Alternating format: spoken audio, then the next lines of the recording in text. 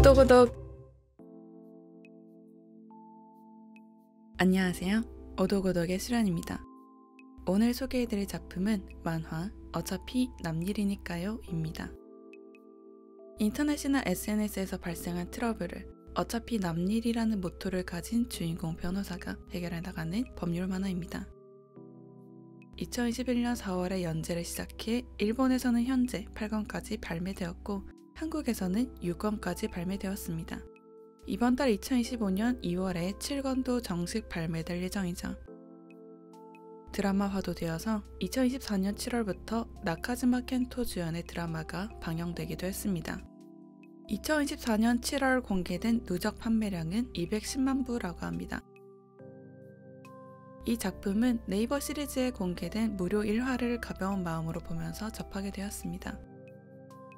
이야기는 주부 인플루언서가 허위사실로 인터넷에서 사이버 불링을 당하고 전화번호도 유출되어 장난전화까지 받는 나날 속에 정신이 피폐해져 변호사 사무실을 찾는 걸로 시작됩니다.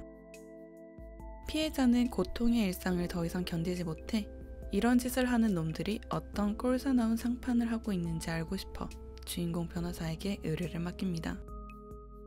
그리고 1화 마지막에 가해자의 얼굴이 공개되는데 가해자는 쉽게 상상할 수 있는 악인의 얼굴이 아닌 정말 평범한 일상 속 주부의 모습이었습니다. 전형적인 악인을 상정하고 그와의 대립을 그려내지 않는 모습이 신선해 곧바로 예스24에서 이북으로 공개된 5권 세트를 사서 단숨에 보았습니다. 여러모로 여러분들께도 소개해드리고 싶어 이번에 다뤄보았습니다. 이 작품은 법률 감수를 맡은 변호사의 존재로 더욱 사실감을 더합니다.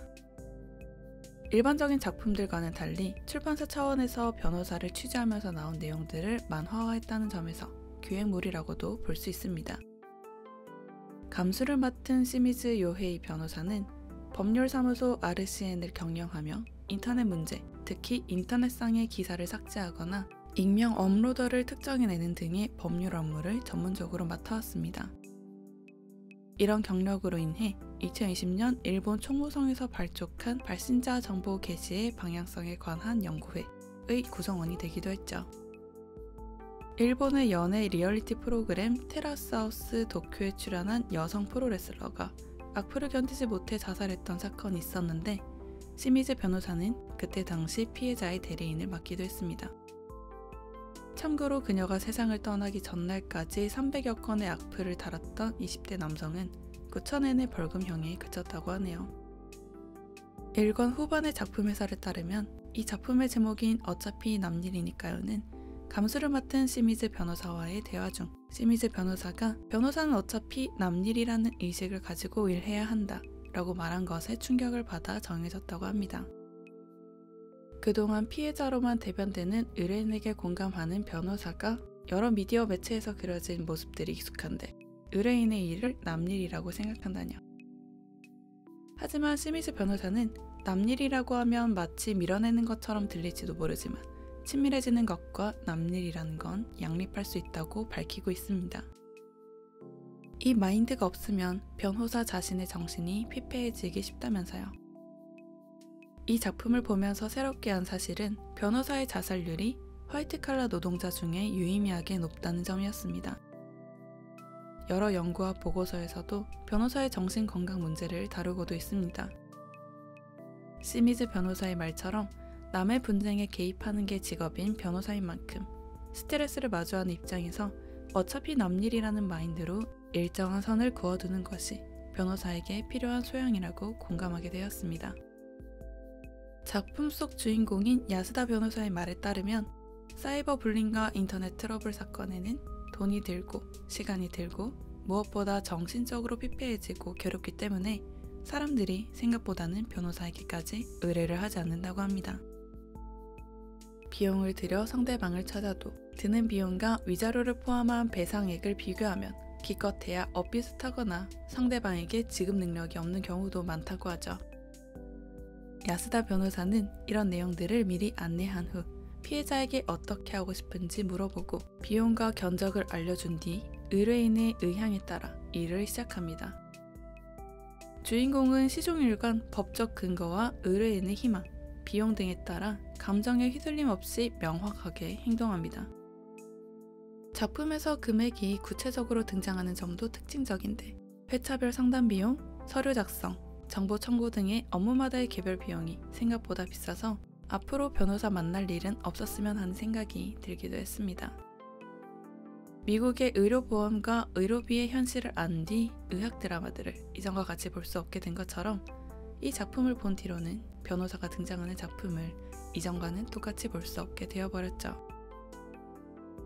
작품은 시미즈 변호사가 개별 케이스의 의뢰를 착수하고 대응해 나가면서 줄거리가 진행됩니다. 지금부터 첫 번째 사연을 중심으로 소개드린 뒤 이어서 주요 사건들을 짧게 하나씩 소개드리겠습니다. 첫 번째 사건은 1권에 등장하는 주부 파워블로거에 대한 악성 댓글, 허위사실 유포, 전화번호와 같은 개인정보 유출 사건입니다. 피해자는 음식 레시피와 육아맘을 위한 재테크 소개 위주의 블로그를 운영하는 주부 키리하라 코즈에입니다. 어느 날 갑자기 SNS에서 키리하라가 유부녀 매춘업소에서 일한다는 허위사실이 퍼지고 장난 전화까지 걸려옵니다. 어떤 근거도 없이 발생한 일에 스트레스를 받는 키리하라를 보며 남편은 인터넷에서 일어난 일로 너무 신경 쓰는 게 아니냐고 했지만 그녀는 이제 주변 사람들을 믿을 수 없고 사진을 찍는 소리가 들리면 자신을 몰래 찍은 건가 싶어 불안에 떠는 일상을 보내게 됩니다. 인터넷에서 공격받으며 자신의 커리어인 블로그도 이전처럼 할 수 없게 되었고요. 결국 야스다 변호사에게 상담하러 찾아간 키리하라는 그동안의 피해 사실들을 말하면서 눈물을 흘립니다. 그런 키리하라를 향해 야스다는 울지만 말고 제대로 설명해달라고 하며 무료 상담은 시간도 짧고 다시 상담하려면 요금도 내야 하고 싸지도 않다고 합니다. 자신은 심리치료자 같은 게 아니니 간결하면서도 구체적으로 설명해달라는 말과 함께요. 그런 모습에 야스다 변호사 사무소의 법률사무보조원인 카가미는 야스다를 향해 조금 더 손님께 공감하며 상담하자고 지적합니다. 그에 대해 야스다는 하지만 어차피 남일이잖아 라는 말을 남기죠. 언뜻 정없어 보이는 야스다 변호사의 말에 키리하라는 오히려 냉정함을 되찾습니다. 야스다의 설명을 듣고 어떻게 하고 싶은지 생각해본 키리하라는 자신의 망가진 일상을 되찾고 무엇보다 이런 행패를 부리는 인간의 상판을 보고 싶은 마음에 야스다에게 먼저 가해자의 정보를 알아내는 정보 청구 의뢰를 맡깁니다. 이어서 그녀에 대한 허위 사실을 올린 정보 정리 사이트 삭제 요청 4건에 대한 착수금과 보수 27만 4천엔, 발신자 정보 공개 청구 1건에 대한 착수금 27만 5천엔과 손해배상 청구 20만엔 등 이것저것 포함해서 100만엔 정도가 들게 됩니다. 야스다 변호사와 피해자는 몇 달의 기간 동안 블로그 관리자 권한으로 범인의 IP 주소를 찾고 범인이 계약한 인터넷 회사를 특정한 뒤 인터넷 회사와의 재판을 통해 범인의 정보 공개를 인정하게 하며 마침내 인터넷 회사로부터 가해자의 정보를 받습니다. 가해자는 야스다 변호사로부터 통지서를 받고 나서야 자신이라는 걸 들킨 사실에 놀라며 그제서야 허겁지겁 인터넷상의 글들을 지웁니다. 심지어 위자료로 350만엔을 제시한 키리하라 측에 30만엔으로 용서해달라, 나만 잘못한 게 아니다, 계정은 삭제했다라며 반성이 없는 모습을 보였죠. 심지어 자신은 글 좀 올린 것뿐이고 잘못한 건 키리하라라고 다들 말한다고 생각하는 장면 위로 가해자가 그동안 키리하라에 대해 쓴 인터넷상의 악플들이 뜨는 연출은 강렬하게 그지없습니다. 그 악플들의 내용은 성매매라는 허위 사실에 동조하며 외모 비난과 함께 성적으로 모욕하는 말들이었죠.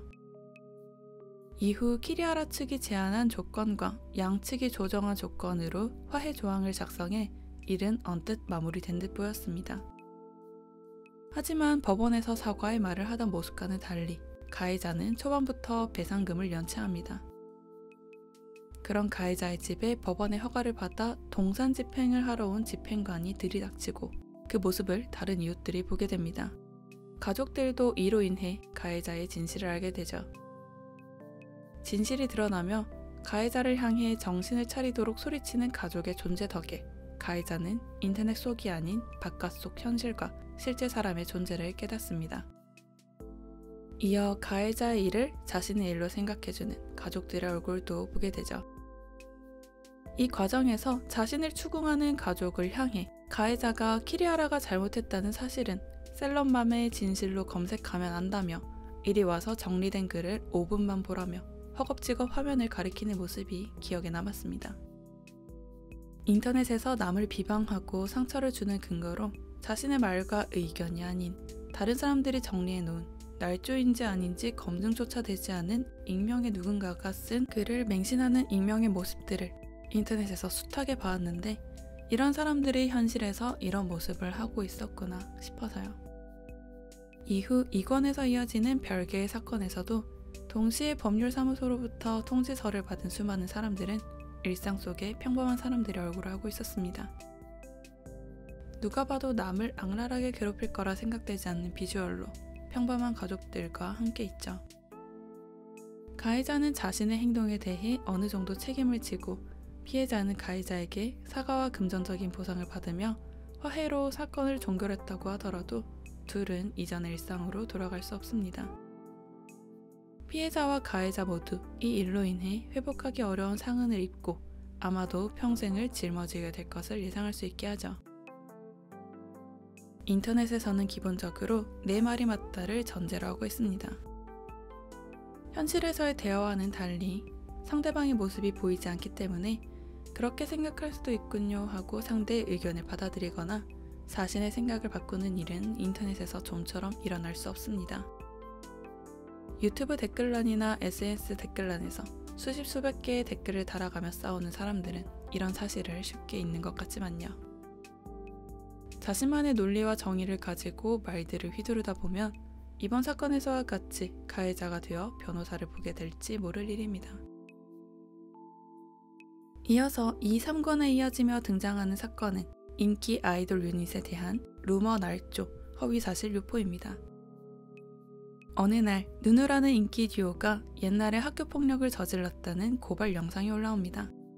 명확하게 판명되지 않은 영상 속 인물이 누누의 멤버라는 주장은 금세 기정사실이 되었습니다. 그 소식을 본 사람들이 밥을 먹으면서 계단으로 이동하면서 지하철을 기다리면서 침대에 누워서 교실에서 등 일상 속의 공간에서 가볍게 재개시하는 모습 사이에 실신한 멤버 리호와 리호를 감싸는 또 다른 멤버 리오가 등장합니다. 근거 없는 확신부주의한 발언 퍼뜨리기의 연쇄 속에 누누는 정상적인 활동을 이어갈 수 없게 됩니다. 그야말로 불도 없는 곳에서 연기가 났죠. 리오는 리호의 정신건강을 위해 리호의 집에 있는 모든 전자기기를 집에서 감추고 날조 영상과 허위사실 유포를 주도적으로 한 계정들과 내용을 정리해 야스다 변호사에게 정보 첨부 공개 의뢰를 맡깁니다. 이후 리오의 기자회견과 함께 누누의 학폭 영상이 날조되었음이 밝혀지고 이후 여론이 뒤집어지면서 역으로 누누를 매도하던 일반인 계정들을 박제하고 신상을 파헤치는 계정이 등장합니다. 자신들을 중심에 두고 사이버 불링을 당하는 일반인들의 모습을 보며 폭력의 연쇄가 끊이지 않는 모습을 참지 못한 리오가 이번에 이어서 기자회견을 엽니다. 일반인에 대한 사이버 불링 또한 멈춰달라고 하는 리호의 모습에 대립과 악플을 부추겼던 사이트도 비판을 받게 되죠. 또다시 이렇게 여론이 바뀌면서 누누를 중심으로 한 인터넷상의 폭력의 연쇄는 사그라들게 됩니다. 이 흐름 속에 이래서야 축제도 끝이라며 재미없다고 아쉬워하는 일본인들을 사냥하듯 표적 삼아 조리돌림했던 익명의 인물의 모습이 이어지죠. 누누의 학폭 사실 루머를 확산한 사람들은 학폭 사실에 대해서 응징해야 한다는 정의감을 원동력 삼아서 움직였든 남의 불행을 안주 삼았을 뿐이었든 가짜뉴스의 확산에 기여한 것임에는 틀림없습니다. 변호사의 말에 따르면 허위 날조 영상을 인용하면서 반박하는 자신의 의견에 달지 않고 단순 재게시했을 때는 같은 제목이 적용된다고 합니다. 이에 대해 자신은 그저 루머에 휘둘렸을 뿐이라며 변명할 수는 없는 일이죠.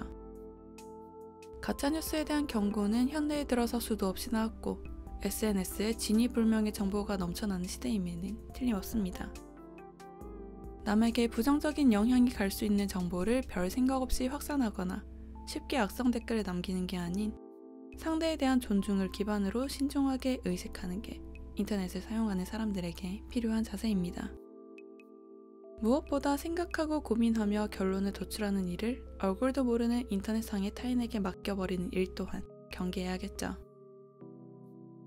세 번째 사건은 3사건에 걸쳐서 나오는 게임 스트리머의 방송 채팅창 테러 및 음란 사진 전송입니다. 14살의 남자 중학생 둘은 어느 날 그냥 재미로 시청자가 몇십 명밖에 없는 소형 스트리머 방을 골라 채팅창 음란 메시지로 도배하며 행패를 부립니다. 스트리머가 당황하는 모습을 보면서 즐기고 자신의 성기를 촬영해서 스트리머에게 메시지로 보내기까지 하죠.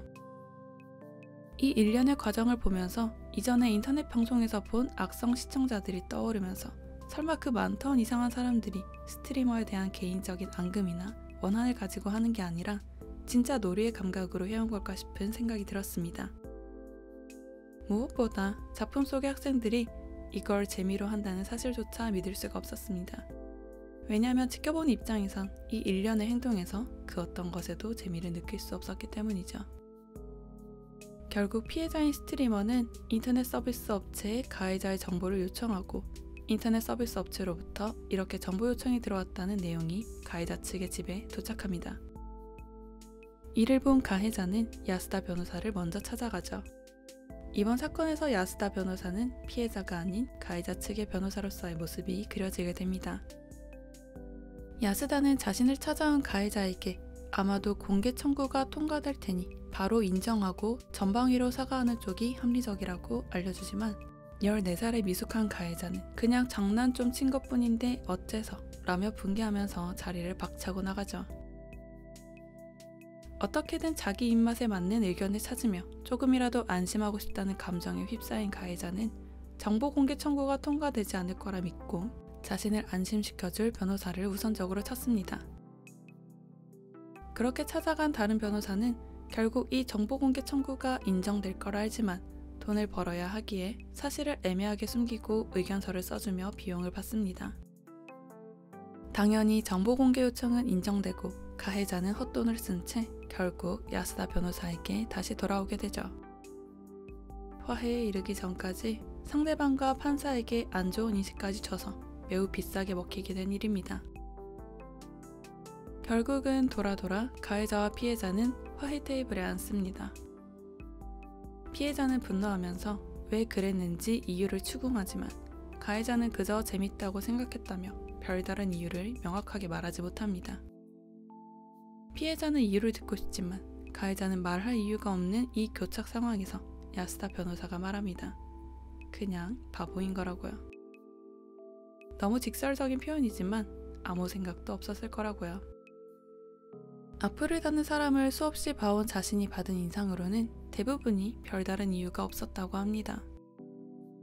이 말은 본 작품의 검수를 맡은 시미즈 변호사가 4권 해설에 쓴 글에서도 논쟁으로 시작해 사이버 불링으로 발전한 경우가 아니면 뭘 잘못했는지 정말로 알긴 해? 왜 그런 짓을 한 거야? 와 같이 피해자 쪽에서 가장 듣고 싶어하는 질문에 대한 답을 가해자 측이 잘 대답하지 못한다고 합니다. 피해자 쪽에서는 이번 괴롭힘으로 인해 통원하며 심리치료까지 받고 방송을 하는 게 무섭고 잠도 잘 못 자고 좋아하던 게임도 싫어지고 나을 수 있을지 없을지도 모를 만큼 힘든데 구체적인 이유, 납득할 만한 이유가 있는 케이스 쪽이 도리어 적다고 하죠. 저는 이번 편을 보면서 2024년에 출판된 일본의 사상가 아즈마 히로키의 책 정정하는 힘이 떠올랐습니다. 참고로 이 책은 정정 가능성의 철학을 내세우며 한 사회가 제대로 성장하기 위해서는 정정하는 힘이 필요하다고 주장하는 책입니다.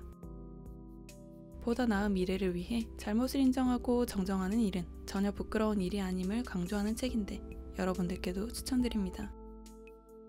책 속에서는 다음과 같은 말이 나옵니다. 완벽하게 올바른 시민을 키우고 완벽하게 올바른 법제도를 만들고 완벽하게 법을 지키는 사회를 만들자는 발상은 의미가 없다. 오히려 규칙을 어겼을 때 어떻게 대처하는가에 민주주의의 역량이 나타난다. 이번 사건의 가해자는 14살의 중학생이었습니다. 분명 완벽하게 바보 같은 짓을 했고 이로 인해 남에게 지울 수 없는 상처를 남겼습니다.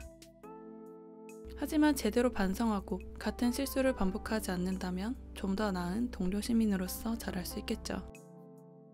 완벽한 법제도 위에 완벽한 올바른 시민만이 사는 사회는 존재하지 않습니다. 이해할 수 없는 잘못을 저지르기도 하고 저마다의 결함과 오류를 안고 있는 사람들이 함께 살아가기 위해서는 계속해서 정정해 나가면서 업데이트해 나가야만 합니다. 이번 편에서는 가해자들을 향해 그래도 제대로 반성하면 전보다는 나아질 수 있다는 가능성을 제시하며 사건이 끝났다는 점에서 다정함이 느껴지기도 했습니다. 네 번째 사건은 5권 전반에 등장하는 일반인의 이름과 사진을 도용한 음란 사칭 계정 생성 및 도찰 영상 업로드입니다. 일반인 남성이 SNS에 올린 사진과 실명을 도용해 만들어진 소위 새끼의 원조 교제, 스폰서, 파트너 모집 글들이 올라옵니다. 사칭으로 신고해도 금방 새로운 계정이 만들어졌죠. 초반에는 치정 갈등으로 인한 스토킹을 의심했지만 가해자는 의외로 피해자와 과거에 아주 짧게 스쳐 지나가기만 했던 사람이었습니다. 가해자의 이야기를 들은 피해자의 선처로 피해자가 가해자를 찾아내기까지 쓴 90만 원가량의 법적 비용을 피해자 혼자 부담하고 화해까지 성립됩니다. 하지만 놀랍게도 가해자는 결국 끝까지 제대로 반성하지 않습니다. 심지어 과거에 둘 사이에 있던 일을 들먹이며 피해자가 악한 사람이고 자신이 오히려 사과를 받아야 한다고 생각까지 하고 있었죠. 사칭 계정을 만들어 괴롭힌 것도 대단한 이유가 아닌 개인의 피해의식에서 기반했기 때문이었습니다. 과거의 일을 마음에 계속 두고 있는 걸 이해 못하는 건 아니지만 그 이유로 피해자의 사진과 실명, 정보를 가져와서 음란 사칭 계정을 만들며 오래도록 집요하게 괴롭히는 게 정당화되진 않죠. 본인이 괴롭힌 일에 대해선 사과하면 되는 거죠? 죄송합니다. 이제 안 할게요. 네, 이제 됐나요? 라고만 말하며 끝내려는 이중적이기 그지없는 모습을 보이기까지도 합니다. 결국 이 사건은 재판까지 가지 않고 당사자끼리 화해에 이르렀으니 누가 이기거나 진 것도 없습니다.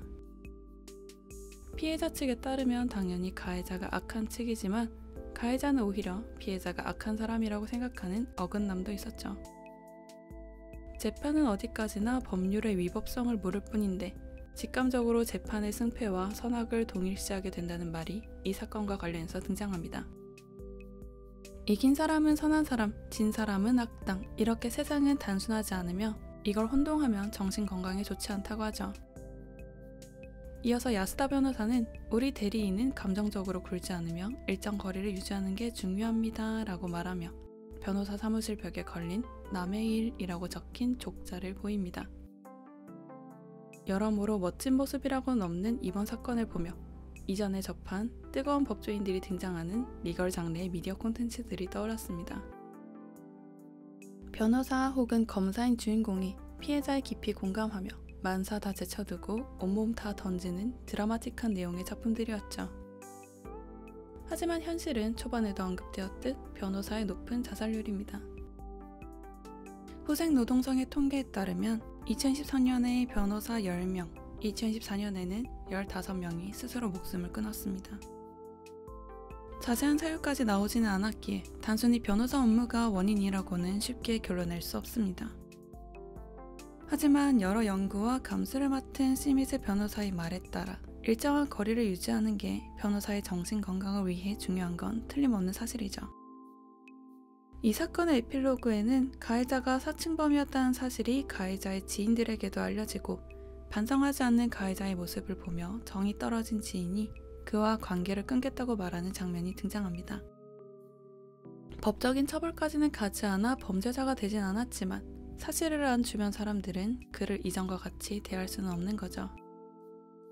이렇게나마 현실에서 가해자가 저지른 업보에 대한 죗값을 치르는 모습이 이 사건을 지켜본 독자로서 느낀 답답한 마음을 조금이나마 해소해 주었습니다. 마지막으로 말씀드릴 사건은 5권 후반에 등장하는 갑질 고발 소재 생활툰 작가에 대한 비난 세도입니다. 회사 내 상사의 괴롭힘을 소재로 생활툰을 그려 올리며 스트레스를 해소하는 직장인이 있습니다. 매일같이 반복되는 일상의 루틴 속에서 회사 출근의 고역을 느끼는 평범한 직장인이죠. 귀여운 그림체로 등장인물을 동물화하고 내용을 각색해서 회사에서 겪은 힘든 일을 소재로 생활툰을 그리고 소소한 반응을 얻고 있었습니다. 저는 여기까지만 보고 당연히 만화 속에 등장한 상사나 다른 직장 동료가 생활툰을 발견하고 현실에서의 모습을 과장해서 확산시킨 일이 소문이나 회사 생활이 엉망이 되는 걸 예상했습니다. 마치 네이버 웹툰에서 2014년에 연재되었던 작품 미쳐 날뛰는 생활툰의 주인공처럼요. 하지만 의외로 주인공이 욕먹게 되는 계기는 대단치 않았습니다. 그저 생활툰 속 내용만으로 꼬투리 잡혀서 일 못하는 건 주인공인데 징징대는 거 아니냐고 비난 여론이 시작된 탓이었죠. 이 장면들을 보면서 작가 의도와는 다르게 그림 속 내용이 왜곡되어 해석되고 확산되면서 여럿 너으르고 쓰러진 인스타툰, 생활툰 작가들이 떠올랐습니다. 그림 속 내용을 부정적으로 받아들인 사람들의 말을 보지 않고 그림만 먼저 단독으로 봤을 때는 그렇게까지 부정적으로 해석하고 비난할 만한 여지가 있는 내용이 아니었습니다.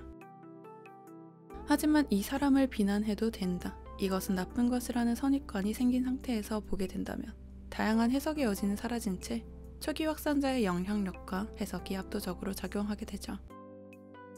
이와 관련해서 작품 속에서 야스다 변호사는 SNS 글을 보고 분노를 느꼈거나 감정이 움직였다고 느낀다면 스마트폰을 내려놓고 한번 심호흡을 해볼 것을 권유합니다. 그 상태에서는 어쩌면 죄 없는 사람을 몰아붙이게 될 수 있고 그 결과 가해자가 되어 자신과 대면할 수 있다고요. 한국과 마찬가지로 일본에서도 사이버 레카라고도 하죠. 고발계 유튜버, 이슈 유튜버를 소비하는 사람들이 많습니다. 2022년 7월에는 히가시타니 요시카즈라는 유명인 스캔들 고발 유튜버가 선거 활동 없이 아랍에미리트에 머무르면서 일본 참의원에 당선된 일도 있습니다. 하지만 그동안 해온 사생활 폭로, 명예훼손, 협박으로 인해 체포될 것을 우려해서 일본에 귀국하지 않고 국회에도 한 번도 등원하지 않았기에 2013년 3월에 제명 처분을 받았죠.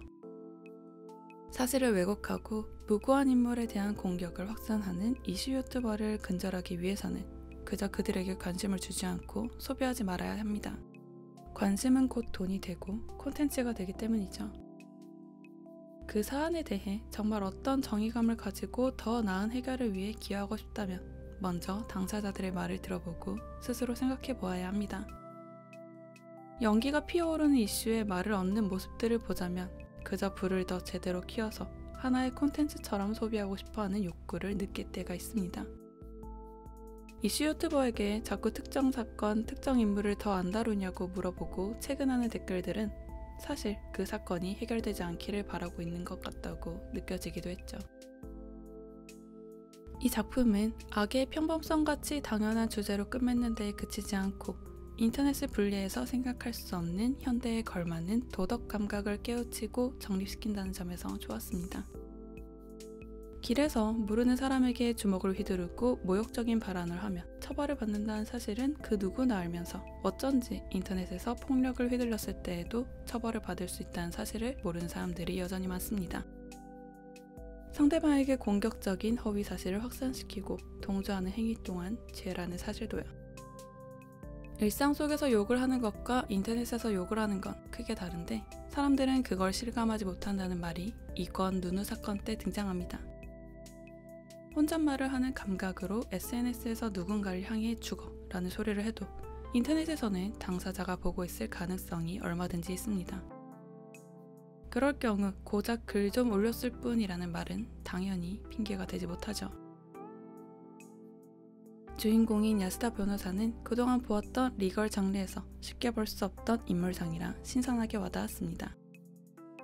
의뢰인과 깊게 동기화되어 내내 듣기 좋은 말만 해주는 변호사보다 야스다 변호사 쪽이 어떻게든 피해자와 가해자 사이의 사건을 일단락시킨다는 점에서 어른스러우면서도 위로가 된다고 느껴졌습니다. 인터넷에서 피해자를 괴롭히던 가해자를 특정한 뒤 야스다 변호사는 피해자에게 다음과 같은 세 가지의 선택지를 제시합니다. 1. 내용 증명 우편을 발송해 반응을 즐긴다. 2. 서프라이즈, 갑자기 민사재판. 3. 형사고소로 경찰에게 맡기기 코스. 야스다 변호사는 아직 이 나라에서 명예의 가치가 낮기 때문에 범인을 특정하는 데에 든 비용과 위자료를 합해 300만 엔을 청구해도 판례를 생각했을 때 잘 받아도 100만 엔 정도, 60에서 80만 엔 정도가 흔하다는 내용을 덧붙입니다. 그래서 내용 증명 우편부터 시작하는 걸 권하고 화해를 목표로 하는 쪽이 여러모로 이득이라고 알려주죠.